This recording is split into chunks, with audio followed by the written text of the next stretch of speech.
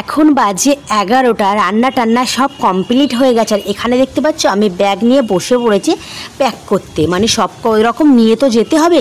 তো কি নেব না কিছু আমি ভেবে পাচ্ছি না, যেহেতু প্রথম যাচ্ছি না। তো এখানে দেখতে পাচ্ছি সব ডকুমেন্টসগুলো আমি সুন্দরভাবে গুছিয়ে নিচ্ছি, যেহেতু জামা কাপড় ফেলে গেলেও কোনো সমস্যা হবে না, ম্যানেজ করা যাবে। কিন্তু ডকুমেন্টস ফেলে গেলে ফের আমাকে ব্যাক করতে হবে। সকাল থেকে মুডটা আমার খারাপ ছিল, তার জন্য মুখটা দেখতে পাচ্ছ বাংলার 5 করে আছি। হ্যাঁ, তোমাদেরকে তো বলা হয়নি গুড মর্নিং, তো আমার সকল বন্ধুকে জানাই গুড মর্নিং, তোমরা ভালো থেকো। জানি না তোমাদের সাথে সব কিছু শেয়ার করতে পারবো কি না, তো যত সম্ভব আমি তোমাদের সাথে চেষ্টা করব যে ওখানে কি হয় না হয়। 8টা দিন আমি কেমন পরিবেশে থাকি, ম্যামরা আমাদের সাথে কেমন ব্যবহার করে, সব কিছু আমি তোমাদের সাথে শেয়ার করব, কি খাওয়া দিচ্ছে না দিচ্ছে। আর এখানে দেখতে পাচ্ছ ওষুধগুলো আমি তো আগেই নিচ্ছি। হ্যাঁ, আর একটা কথা বলতে ভুলে গেছি, আমি আজ ভীষণ কিন্তু হ্যাপি, যেহেতু সকাল থেকে মাম্মাম যাওয়ার কথা ছিল না, মাম্মামকে বাড়ি রেখে যাওয়ার কথা ছিল, কিন্তু মাম্মাম আমাদের সাথে যাচ্ছে, যার জন্য আমি ভীষণ হ্যাপি। তো চলো আগে স্নান ট্রাং করে নিয়ে আবার তোমাদের সাথে কথা বলছি। তো স্নান ট্রাং করা কমপ্লিট হয়ে গেছে। এখানে দেখতে পাচ্ছ আমি ঠাকুরকে দিতে এসেছি, যেহেতু 8টা দিন তো আমি ঠাকুরকে আর দিতে পারবো না, তো আজকে আমি ঠাকুরকে বেশ সুন্দরভাবে একটু সেবা দিয়ে যাচ্ছি। আর আজকে হলো বুধবার, তো বুধবার ওই জন্য একটু ঘটেও জল দিয়ে দেবো, যেহেতু বৃহস্পতিবার তো আমরা বাড়ি থাকবো না, অরিন্দম বাড়ি থাকবে। তো ও জানি না, যেহেতু ও তো ঠাকুর ঘরে খুব কম আসে, মানে না আসলে নয় তেমনই, তো জানি না ও মানে ঘটে জল দিতে পারবে কিনা। ওই জন্য আমের পল্লব থেকে শুরু করে সব আমি পাল্টে একদম ঠাকুর ঘরটা পরিষ্কার করে দিয়ে আজকে 11টার দিকে যাবো। সকালবেলা রান্নাটা পুরো সারা হয়ে গেছে, গিয়ে ভাত টাত খাবো, ড্রেস করবো, করে চলে যাবো। মাম্মামকেও যাবে, তো তার জন্য মাম্মামের জামা কাপড় এবং দুধ টুধ, মাম্মামের তো অনেক কিছু, মাম্মামের জন্য 2টো ব্যাগ হয়েছে। আর মা যাবে, বাবা যাবে, তার জন্য একটা গাড়িও করা হয়েছে। যেহেতু প্রথম ভেবেছিলাম আমি একা যাব, তো তার জন্য ভেবেছিলাম কাটা গাড়িতে যাব, যেহেতু এখন মাম্মাম যাচ্ছে।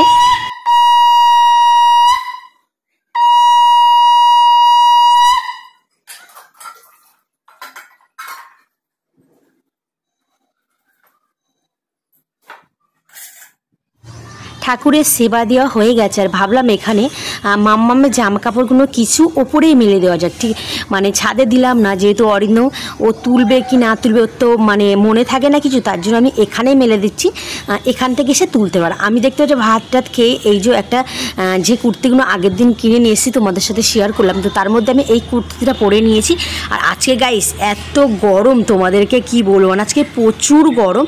আর এখন বাজে 1টা, তো এইবারে আমরা বার হবো। মাম্মামও রেডি হয়ে গেছে, বাবা মা সবার রেডি হয়ে গেছে। আমি মানে একটু লেটেই আমার হচ্ছিলো, যেহেতু ড্রেস পরতে পারতে না, মানে আমি না টেনশানে না, আর ভালো লাগছে না যে কেমন পরিবেশে যাচ্ছি না যাচ্ছি, আমি না খুব টেনশান হচ্ছে। আর যেহেতু বাড়ি থেকে কোথাও যাওয়া হয় না, বিয়ের পরও কোনো দিন 8টা 9টা দিন কোনো দিন বাইরে থাকিনি, তার জন্য আরও তো নার্ভাস হচ্ছে।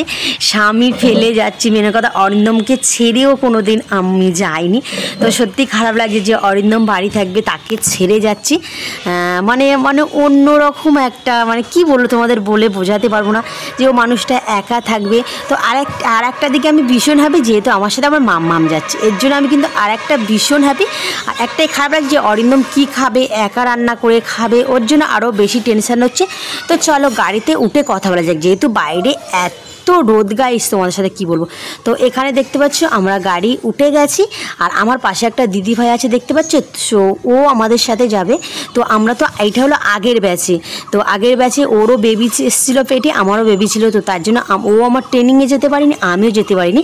ভাঙর 2 থেকে আমরা দুজনেই মানে বাঁচছিলাম, তো এই দুজনেই আমি যাচ্ছি। আর এখানে দেখেছো মাম্মা মানে ফোনটা নেবে বলে দুষ্টুমি। আর এই পাশে দেখতে পাচ্ছ মা আর বাবা বসেছে সামনে, আর পিছনে একটা আন্টি আছে, ওটা হলো আমার এই সামনের দিদি ভাইটার মা, ওই দিদি ভাইয়ের মাটা দিয়ে চলে আসবে। তো তার জন্য আমরা ফোনে যোগাযোগ করে নিয়েছি, নিয়ে আমরা যাচ্ছি। তো চলো এখন আমরা রাখি, ওখানে গিয়ে তোমাদের সাথে কথা বলবো। তো টাটা। এখন ফাইনালি আমরা এখানে পৌঁছে গেছি, আর বাবার মা গেছে ঘর ভাড়া মানে এখানে ঘর ভাড়া না তেমন পাওয়া যাচ্ছে না, সব বুক হয়ে গেছে।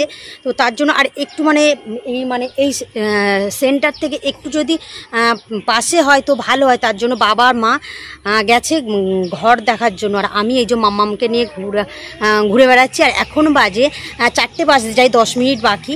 আর আমাদের ঠিক 4টের সময় আমাদের এই রুমে ঢোকাবে, এটা আমাদের রুম। রুমের মধ্যে আমাদের ঢোকাবে। তো এখন 4টে বাজেনি বলে তার জন্য আমরা এখানে ওয়েট করছি। সব দিদিরা এক এক করে আসছে আর আমি এই মাম্মামকে নিয়ে একটু ঘুরু করছি। এই যে আর পরিবেশটা এত সুন্দর তোমাদেরকে কি বলবো, মানে চারিদিকে দেখতে পাচ্ছ সবুজ আর সবুজ, মানে দারুণ জায়গা গাইস, মানে এত সুন্দর জায়গা তোমাদেরকে মানে তোমরা না দেখলে বিশ্বাস করবে না। অবশ্যই তোমাদেরকে সব কিছু শেয়ার করব আমি, তো অবশ্যই তোমাদেরকে ভালো লাগবে, যেহেতু রেগুলার আমার বাড়ি দেখে দেখে তোমরা বোর হয়ে গেছো আর ভালো লাগে না, রেগুলার সংসারের কাজ রান্না দেখে দেখে তোমাদের তো ভালো লাগে না।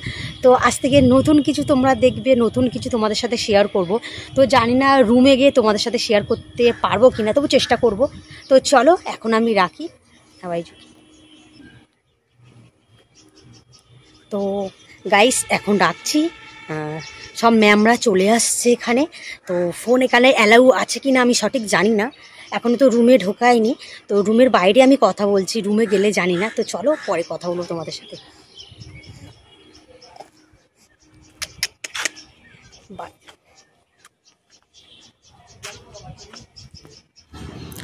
মাম্মাম আর আমি এখানে বসে আছি আর বাবা গেছে ঘর ভাড়া দেখতে, যেহেতু মা বাবা আর মাম্মাম থাকবে ঘর ভাড়াতে, আর আমি এখানে বসে আছি যেহেতু এখানে রুমের মধ্যে বেবিদের অ্যালাউ নয়। ওই সকালবেলা 6:30 থেকে 8টা পর্যন্ত এই টাইমটা আছে, আর আছে 6টার পর রাত 8টা পর্যন্ত। এই দুটো টাইমই শুধু মাম্মামকে আমি কাছে পাবো, তার আগে মাম্মামকে কাছে পাবো না।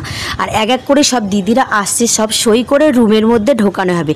তো গাইস আজকে আমি তোমাদেরকে মানে ভালোভাবে দেখাতে পাচ্ছি না, যেহেতু এখানে ফোন অ্যালাউ আছে কি না আছে, তাই আমি একটু চুরি করে তোমাদেরকে ক্যাপচার করে দেখাচ্ছি। এখানে আমি শুনে নেব, যদি ফোন অ্যালাউ থাকে আমি সব কিছু তোমাদের সাথে শেয়ার করবো। আর এখনও রুম খুলিনি, তার জন্য আমি বাইরে ওয়েট করছি।